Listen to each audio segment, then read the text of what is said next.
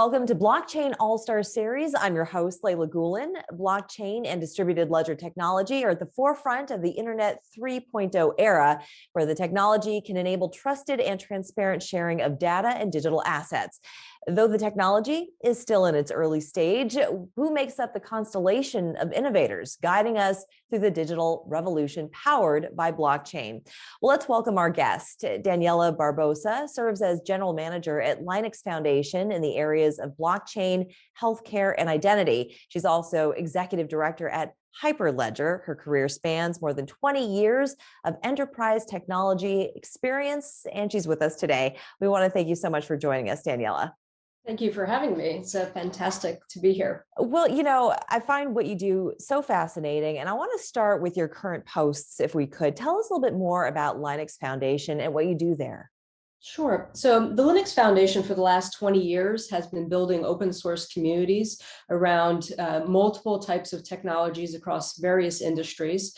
Obviously, the biggest would be the Linux kernel, hence the name, the Linux Foundation. But over the years, we've really focused on different sectors, like automotive grade Linux, for example, that runs a lot of the operating systems in your cars nowadays, and cloud native computing, which is where the Kubernetes, which is the largest open source project of cloud computing developers, and more. So across the years, we've really developed a place for companies and communities to bring their code, to bring their open source code into the Linux Foundation as projects. And I'll talk a little bit about that in a bit. And that allows our communities, companies to work together in an open, transparent way with open source code that is governed under like a consortium model. So companies come in and say, we want to work together on these projects. We want to create code and use the code in the products and services that we have.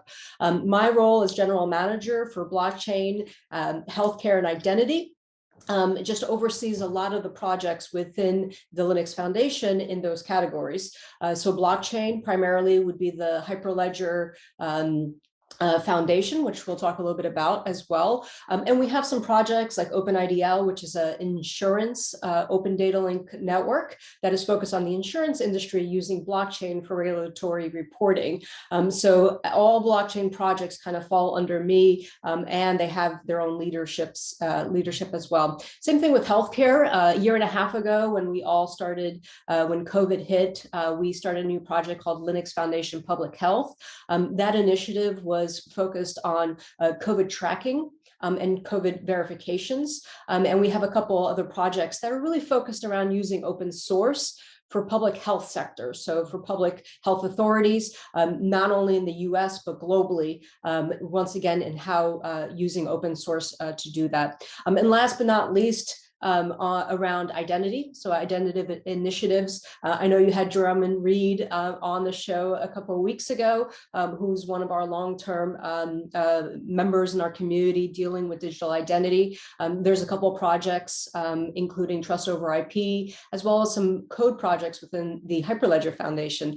So overall, it is really about bringing companies together and developers to work on code for the greater good of businesses, of society, and hopefully for us as consumers. And Linux operates as a nonprofit. So does that work hand in glove with basically its mission, that it would have to be kind of a nonprofit in order to be sort of this open source for the greater good type of organization?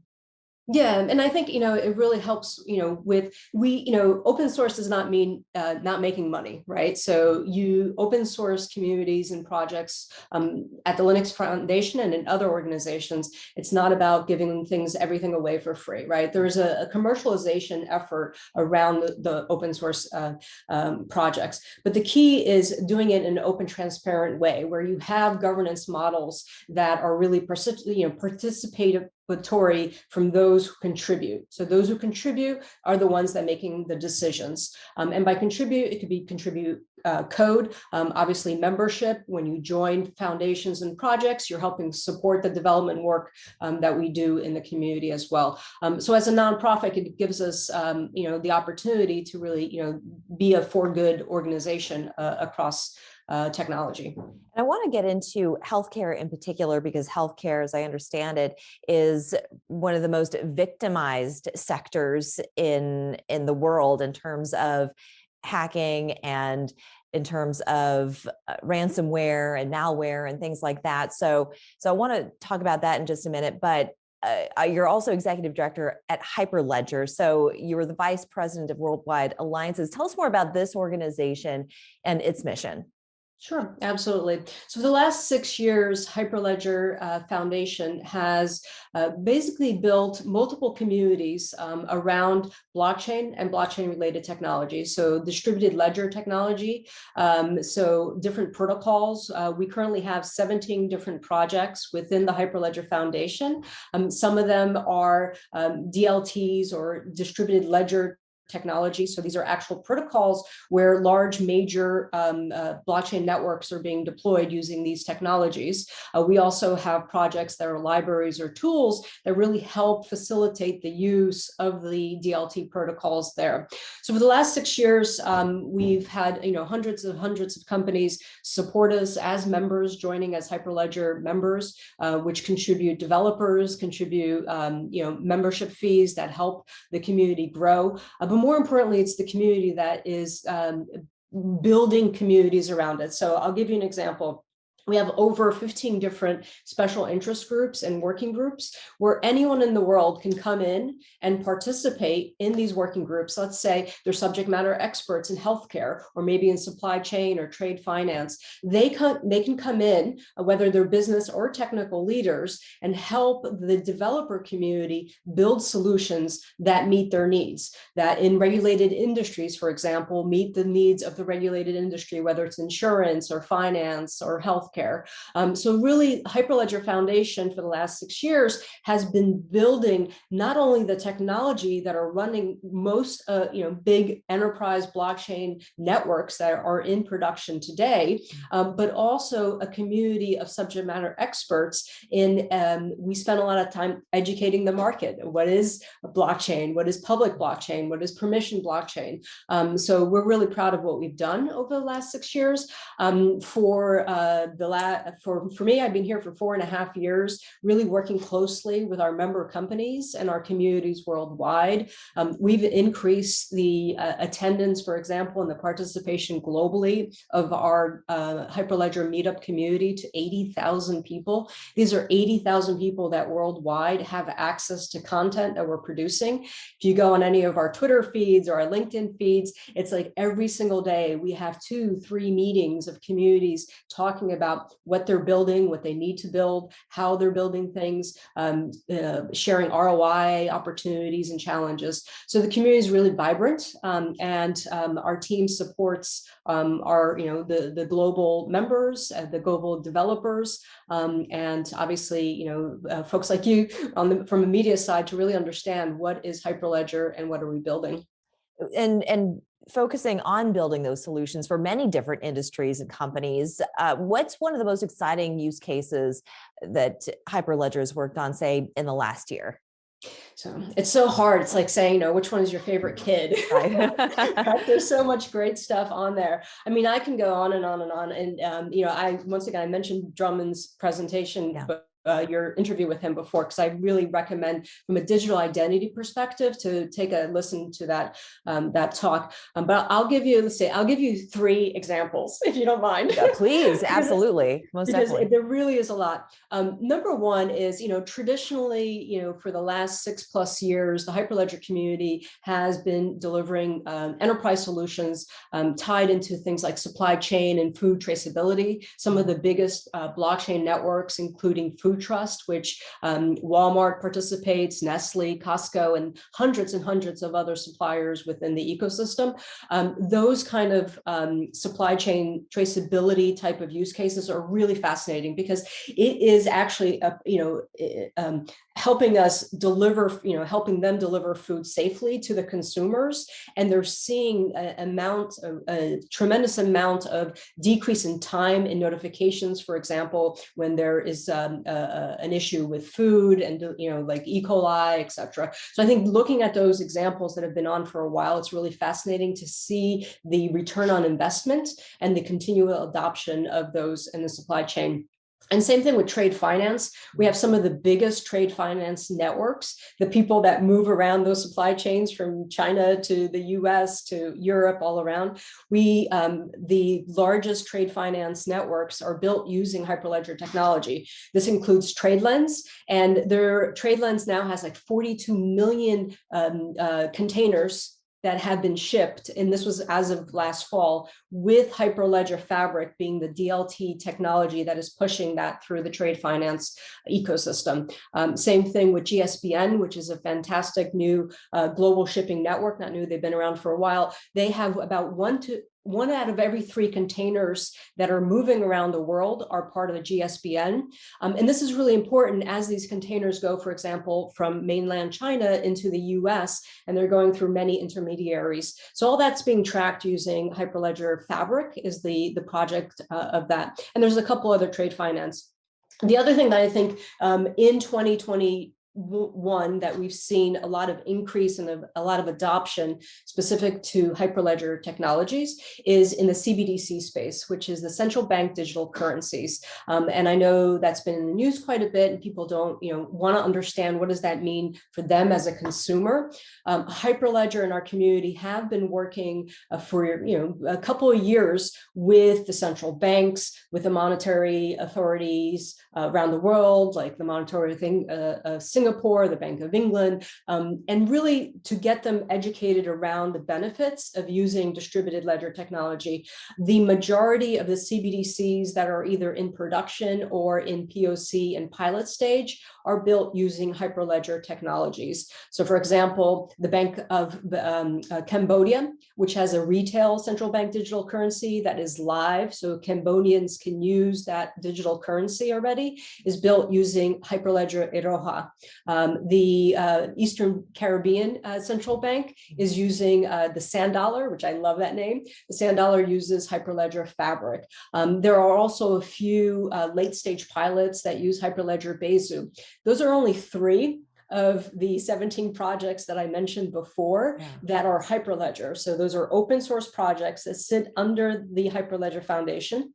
And these central banks and in the private sector as well understand that using open source code that is developed and governed in an open source consortium like Hyperledger Foundation is really the approach to building these, basically the future infrastructure of payments around the world. So I think central bank digital currencies or CBDCs, there's a lot of questions there. There's a lot of work being done from a regulatory perspective. But what excites me the most is that the Hyperledger community is in the center of that discussion as well. And then I'll give you one thing, because you can't have a blockchain conversation without talking about NFTs. Yes. And sometimes I'm cautious about talking about NFTs because there's so much hype, and there's such amazing things happening right now in that space. Have no doubt, things that are really bringing inclusion and different aspects of what we've always wanted the internet to be for the world. And I really am passionate about that. But even in the Hyperledger community, we think about NFTs and we have implementation of NFTs, but also thinking about the environmental concerns of NFTs, making sure that these networks that are being built have the ability to not be energy, bad for the environment, obviously. But we have some of the major projects, Damien Hirst's The Currency, which is a project where Damien Hirst, the artist, painted 10,000 pieces of paper and then NFT those art pieces. People bought them as NFTs. And now after 1 year, they're going to choose whether you want the physical piece of art or the digital NFT. So that's a fantastic experiment. But others, DC Comics, and a bunch of other NFT platforms with a company called Palm NFT. They just got a great investment from Microsoft. So we're seeing a lot of interest, and that one is a Hyperledger Besu, which is our Ethereum client that sits under the Hyperledger community. So lots of fantastic work happening. But I would say those three: supply chain, trade finance, CBDCs, and NFTs, for all the acronyms that you can have. Yeah, I know. It's an alphabet soup, essentially. Exactly. Yeah. And I do want to go back to NFTs, and I want to talk a bit about the metaverse as well. But one quick question I did have regarding the CBDCs, and that is this, do you think, the start of things getting more regulated in terms of cryptocurrency, and then the use of course, blockchain in that vein? So are we starting to see it becoming more a part of the universal vernacular? And are we going to see some more regulation on that side? Yes. So, and I think, this is no different than any other type of, enterprise software or financial services that come up. In regulated industries, you need regulations. And actually, when the regulators show up, that things are going to start moving faster, right? And there's going to be, or maybe slower and faster, 2 steps back, 1 step forward. I don't know how really it is.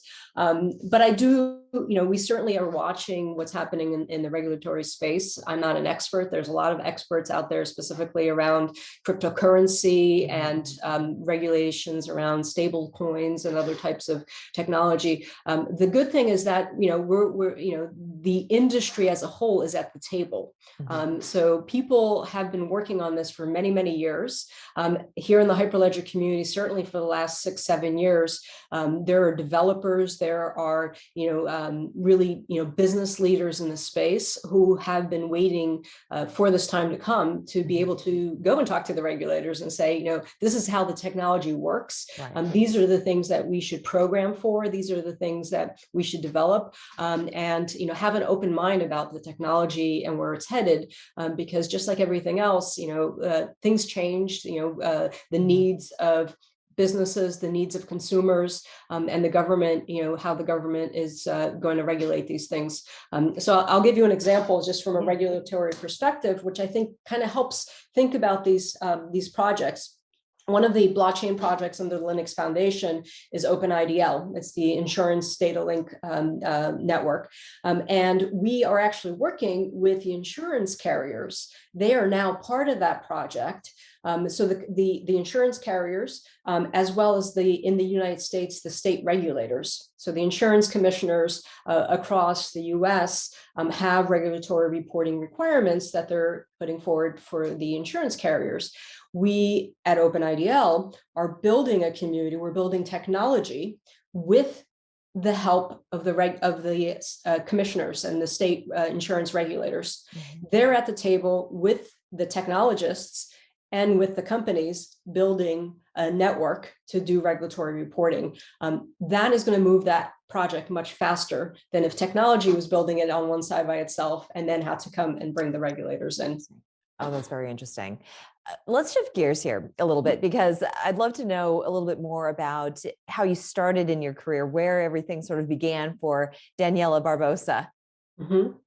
Oh boy, I've always had this vision of myself sitting as a freshman in college, sitting in like the basement of the university on a computer, so excited about being on what was then the internet. So, and this was, in 1992, 1991. And where was college? So I went to school at Rutgers University in New Jersey. Okay. And I was fascinated from as a young child, I had, a Commodore 64 and then a Commodore 128. I always had a computer in the house, but when actually gotten connected to the internet, and I was like, wow, this is amazing. Yeah. So I spent a lot of time in those labs, I think, and from then I knew I wanted to do something in technology. I wanted to do something in the internet. Like I was like, this is where we're going to go for information. This is where we're going to go for for, searching and doing everything. So I did my undergrad. And then I went and I signed up for library school. And I got a master's of library and information science. Book lover, sure, I am a book lover, but I didn't go to library school to be a librarian. I went to library school because I wanted to be an information scientist. I was really interested in information retrieval, in taxonomies and ontologies, the semantic web, artificial intelligence, how all this was going to work into how we find information, consume information, and produce information as well. So I did my undergrad, and I remember my first semester at library school. There was these amazing students with me who wanted to be librarians, and they wanted to be public school librarians, in public schools, or academic librarians, or private librarians, public librarians, and they were fantastic. And I had nothing in common with them. Like I love the library, but I was just like, I don't want to be a librarian. Like in a much different way. I had to get through the Dewey Decimal before even going to my course. I had one class, and I was like, this is not for me. Maybe I should quit. I had one class, and this professor it was HTML 101.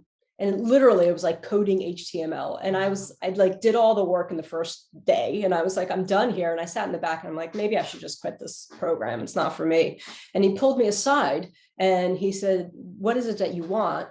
And he introduced me to information scientists and to people who were working on the technology side. And that really got me just it kept me in the class. I did all the classwork, and then I did more, and really got involved and interested in the data, in the information, in the systems. So that's incredible. So when you're there kind of in the nascence of the internet, and now fast forward to today, I mean, technology has changed at the speed of light over the last 20 years, but now we're on the precipice of something pretty amazing. So it must be extremely fulfilling and extremely exciting for you. It's almost like the internet again, something so new with blockchain and everything else that comes with that. So is that how it feels for you, or did you see this coming? Yeah, well, I feel like every 10 years or so, there's something new, right? So like I was there in the 90s, really getting excited about what the internet was about. And then in the 2000s, when Web 2, and Web 2.0 as it was called, and now it's Web 3. And like, there's always an evolution of technology. There's certainly an evolution of technology. So I'm very privileged that I'm in the Bay Area, although, in Silicon Valley.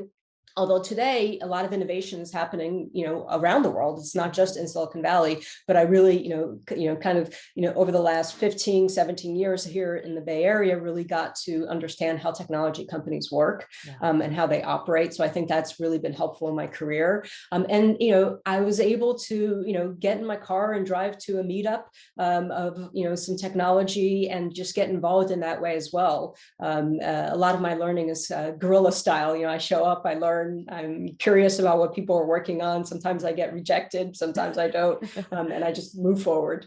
Yeah. Now, before you went to Linux and Hyperledger, you were working at Dow Jones. Tell us a bit more about the work that you did there. Sure. So I started at Dow Jones in 1999, and it was an exciting time for Dow Jones because they had just done a joint venture between Dow Jones and Reuters. So I went to work for the JV at the time, was called Factiva.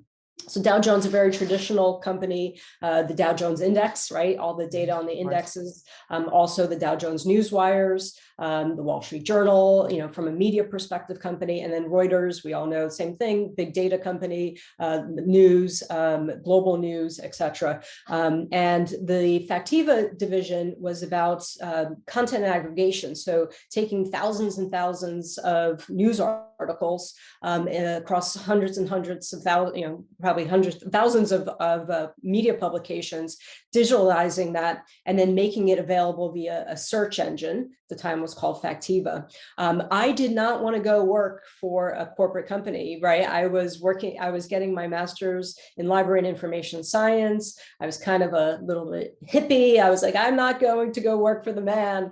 But I got convinced that it would be a good place for me to get into the technology side of it. And then I was there for 16 years, and really it was a wonderful time in my career, understanding how business works too. Certainly. Yeah, absolutely. It's kind of the best of both worlds. Now, in the early aughts, you became involved in the early web 2.0 community. So you were advancing the concept of digital identity, data portability. So tell us a little bit about that. Sure. So, back to the point, like I was able to get involved in, different communities at the time here in 2006, 2007, the Valley. There was lots of stuff going on. I mean, I remember meetings where, the senior engineers of, Facebook, for example, and there weren't the Facebook as we know now, would sit in a room and talk about issues around, digital identity. And at that point, and data portability was the idea that if we wanted to use a system, we wanted to also be able to take the content, right, the data that we put into that system to a different platform. So how do you go about that? Who owns the data? Who controls the data? Could I monetize the data? I mean, we were talking about things like that. It's my data, my data, can I make money out of it? So it was really a great opportunity to get involved in those technology discussions as well. So I always like to say kind of right time, right place. And really, when I think about it, a lot of what I do here at the Hyperledger Foundation, and where we are focused from a technology perspective comes, at least for me, comes from that desire to make the web a better place for all of us to participate and to live in, because eventually we'll live in. Especially nowadays, because things have gotten a little dangerous. And, I think with the fact that it really is a part of our fabric as a society, there are improvements to be made on it. So for you to sit back and with all the experience that you've amassed, where do you see that headed, and how best to protect society in the face of all this access to social media? Yeah, I think, privacy, data privacy, and, digital identity, self-sovereign identity, right? Making sure that if I'm having an interaction with you as a service provider, that I'm only giving you the information that you require for that transaction or that thing that you and I have agreed to or are doing as well. So a lot of that work has been going on for many, many years. For example, there's a community that around digital identity that does annual conferences called the Internet Identity Workshop, that they have been getting together talking about digital identity online for, I don't know, 15 years, probably more. I should know that off the top of my mind. But these things are not new, and you have people who, are really subject matter experts working on it. And I think now the companies and organizations globally are, making sure that these requirements are put into place. So I think that we're making a lot of progress. A lot of it is scary, and sometimes, I say to people all the time, I wake up in the morning and I go, okay, what am I going to do so that I don't mess it up for my kid? How do I make sure that, the future of, our, the next generation and our generation is thought about when we develop these new things. Yeah, absolutely. Now, you have self-diagnosed yourself as a data junkie. It's pretty obvious, the materialization of this. I'm just curious. So speaking of children and childhood, did you have anyone in your family that also was as into technology as you are? And is this something that you would pass along to future generations? I would say no. I came, I came to this country as an immigrant, as a young child. And it wasn't like, there was lots of money going around and we could have, lots of computers and stuff. But, my parents were always very supportive of, what myself and my brother wanted to do. And I think, bringing computers into our house was something that was driven by me, by the kids, not the parents. But they were always very, very supportive of us to do that. Yeah. And I think, I learned from my daughter. I have a tween daughter, and I learned from her what the things are that, is going to impact me. Like I heard, for example, I'm just going to give an example, Discord, right? I mean, I've heard about Discord, I've been, but, 2 years ago, she was talking about Discord, and now everybody's on Discord, right? And she was 10. So, yeah, they're at the forefront of everything. These young kids is amazing. Exactly. Yeah. It's really amazing. Yeah. And we need to support that. Yeah, absolutely. If I may ask, where did you immigrate from? Portugal. Oh, from Portugal. Yeah. So we immigrated from Portugal and lived in a little town, not a little town, in a city called Newark, New Jersey. Yes. For those of you who don't know, there's actually an area in Newark that's called the Ironbound section, which is very Portuguese. There's Portuguese restaurants, there's Portuguese stores. You can still, to this day, walk into a store and buy Coca-Cola that's made in Portugal because the sugar level is different. Like it's a different recipe that they use, like those are the kind of things. So even when we came to the States, we lived in a very, an immigrant community that was Portuguese. So I'm fluent in Portuguese, and I think it's really important to continue, being close to Portugal as well. Absolutely. Beautiful ceramics as well. Yes. I'm very familiar with the ceramics. Yeah, absolutely gorgeous. Now, in terms of just the blockchain industry as a whole, I'm curious to know where you think it's headed, say, in the next 5 years, because more and more we're hearing about it. I think within just the last 6 months even, and I'm even speaking from a personal perspective, that you learn and hear more about this. It's becoming more part of our reality. So it's moving along quite rapidly. How much longer do you think before it really does enter into everybody's sphere of knowledge, before it really kind of starts to take off, such as the internet?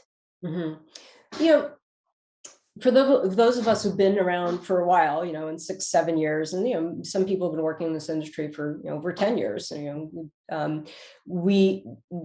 we probably thought it was going to move much faster than it is.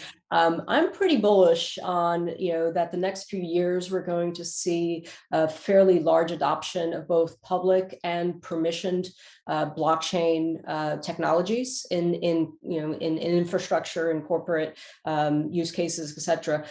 And my hope is that eventually there's no discussion about blockchain, right? And we're already starting to do that, where people are building using the tech and not necessarily saying, hey, this is a blockchain project, right? And I think if you go onto a website, you're not going on a website and you're like, wow, this was built with HTML or JavaScript, isn't it amazing?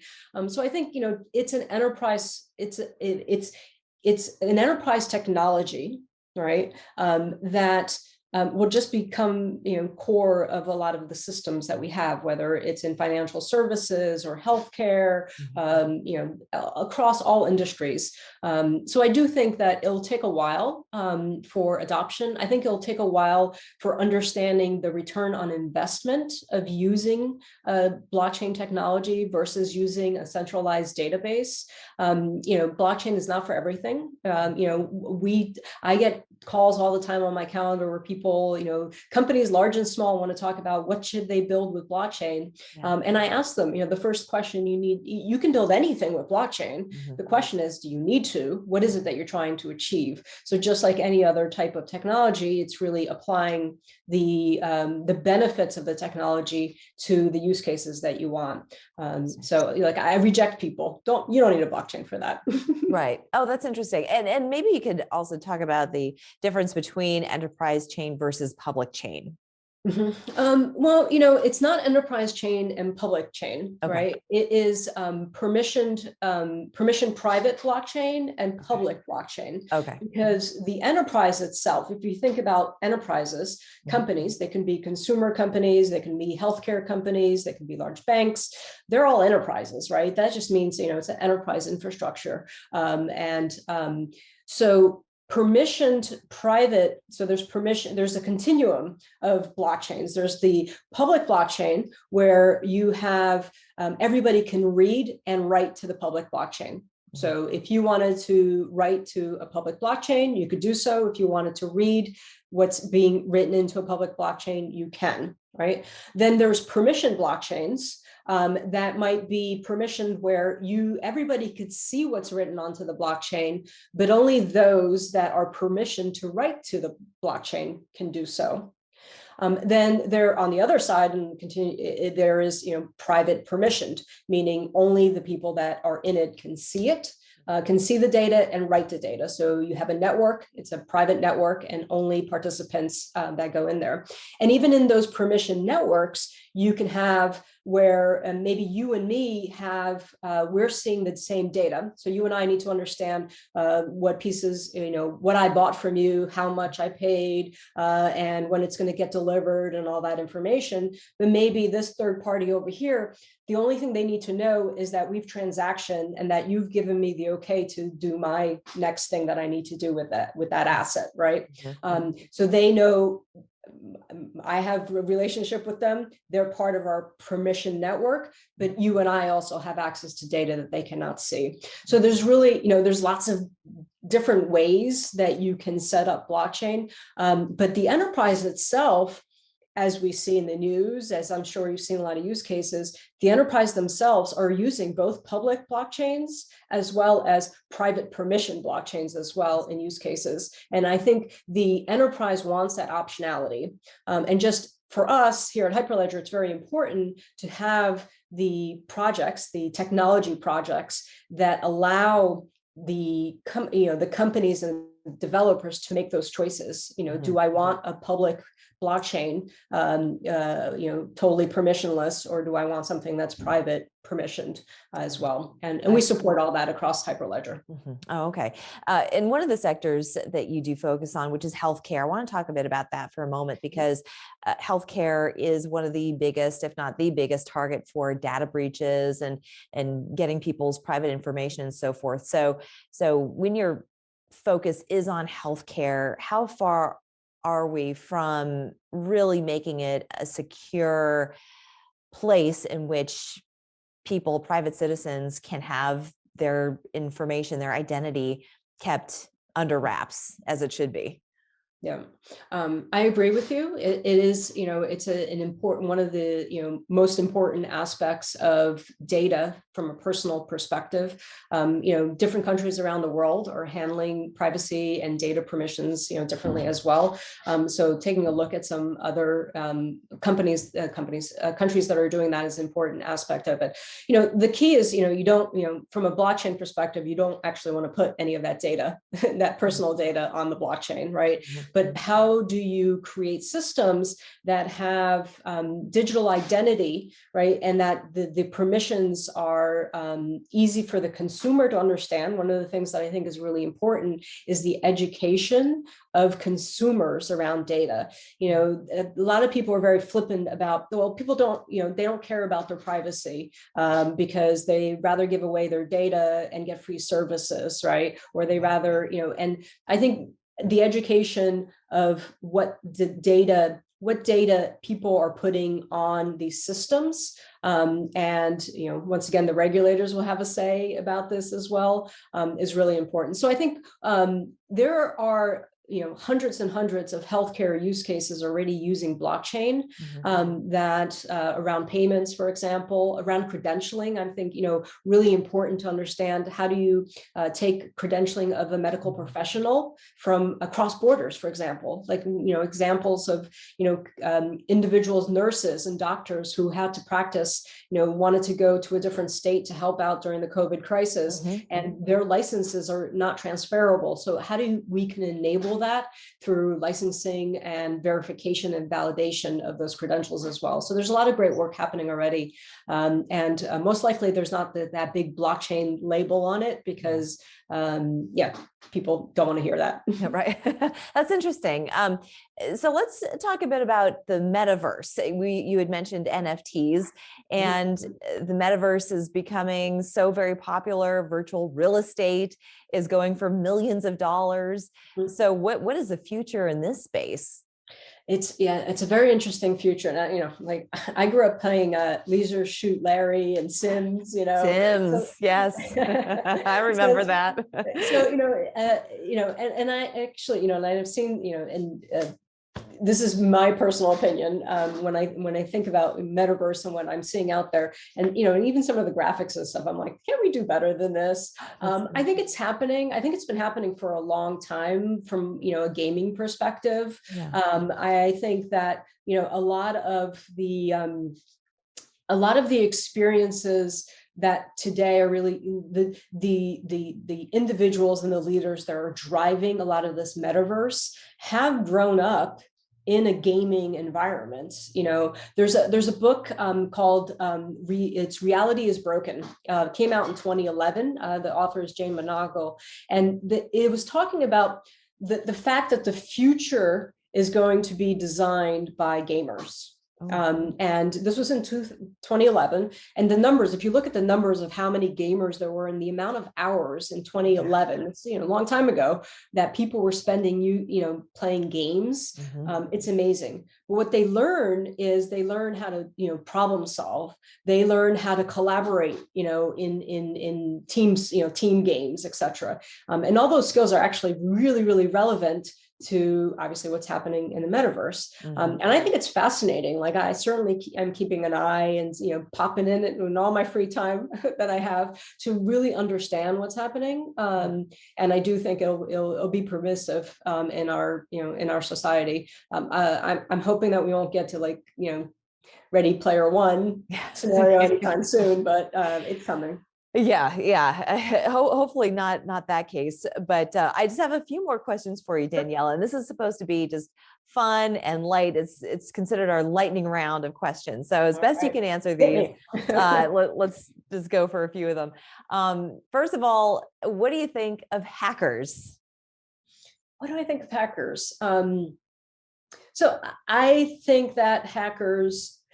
So if you think the hacking culture is actually more interesting to me than the hackers themselves, right? Because, hackers, there's been hackers, developers, so computer scientists who, create, understand what code is and are able to, test it. And, there's white hackers and black hackers and stuff. Yeah. But I think the hacking culture is what is the most fascinating to me and most interesting, because you have these people who have this intellectual curiosity, and they want to push the boundaries of what is out there from a technology perspective, right? A computer science perspective.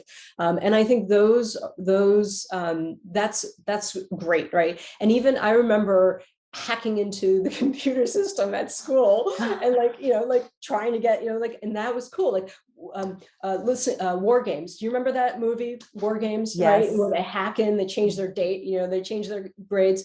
So that is a culture. And I see a lot of people my age, which is, not so young, but my age we grew up in that environment where the curiosity, it could have been, labeled hacking, but it's about pushing the boundaries of the technology and the opportunities that we see in the technology. And I see it in my own tween daughter when she's like, "Oh, I hacked into this," and I'm like, "What do you mean?" And she's like, "Well, I got your password." Oh,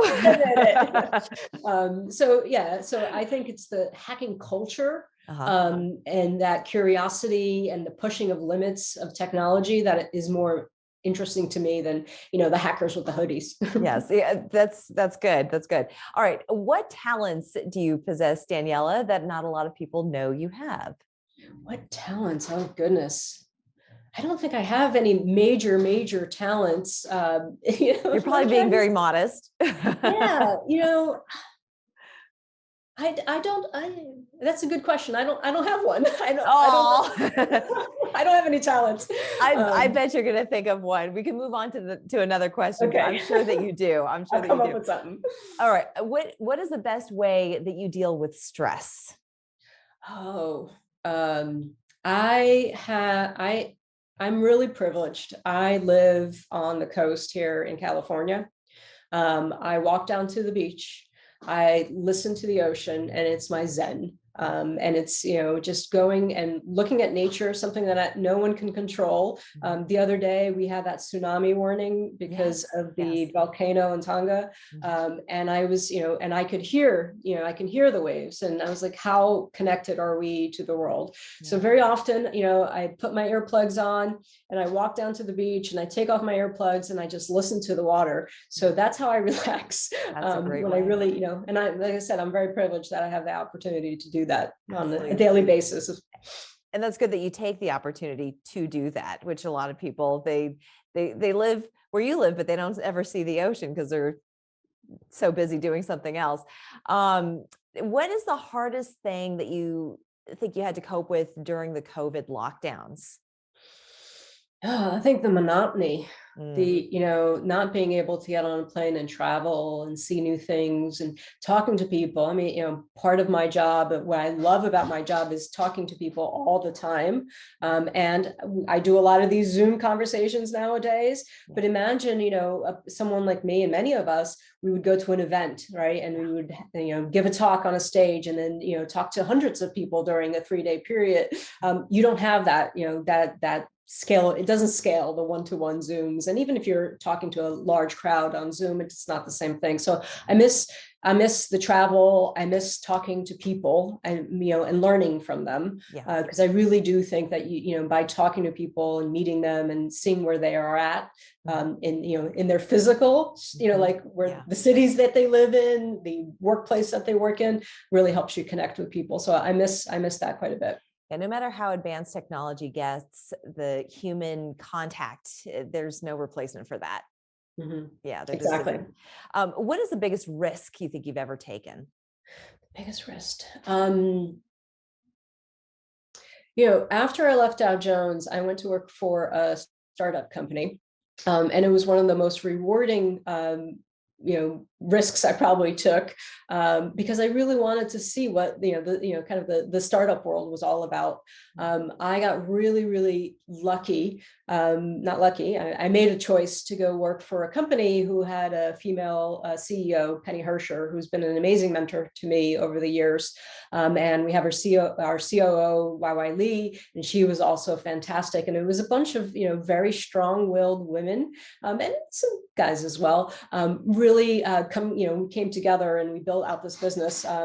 But it was scary because I was working full time. I was working at Dow Jones, had a very comfortable job, had recently moved to the Bay Area, and I took the risk, and it was totally worth it. I had some amazing mentorship and just relationships I built, and really understanding how small businesses work, that I think will come with me forever. Why do you think those particular women were such strong figures in your career development? I might be like an anomaly, because even at Dow Jones, when I went to work for Dow Jones, the CEO was Claire Hart. And she was also a fantastic, leader and, driver, and just, taking a lot of us, young women at the time, we were young women, under her wing from a mentorship perspective, and really, driving us. So like I went from Dow Jones to a company called First Rain, where Penny was the CEO, always under women, leadership. For me, it was like never any, it wasn't strange at all. Like when I tell people that story, they're like, wow, that's never heard of that before. And I guess I made those choices. Like, I knew the kind of company I wanted to go work with.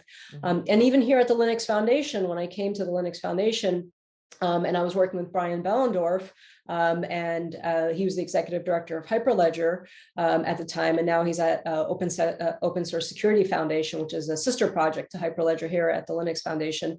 I really was one of the key things, I wanted to work for somebody that was very honest and humble. And I certainly got that with Brian as well. And I think a lot of the leadership here at the Linux Foundation as well. So yeah, I just been very lucky, I guess, in finding the right place with the right mentors and leadership.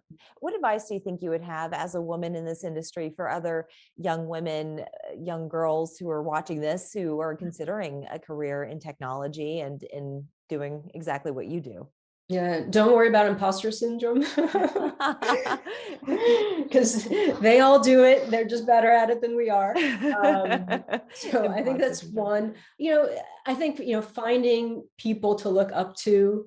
I make myself available to people all the time, and I literally, sometimes people show up on my calendar and they might be, undergrads or grads, and they want to talk about, the industry. Seek us out, because most of us will say, yes, let's have a conversation. Let me see how I can help you. So seek out help, seek out connections, and you're not alone. You're not alone. Sometimes, when you go on a web page or you're in a Discord chat or something like this, and you're like, oh my God, it's all guys. It most likely is. Stick to it. Stick to it.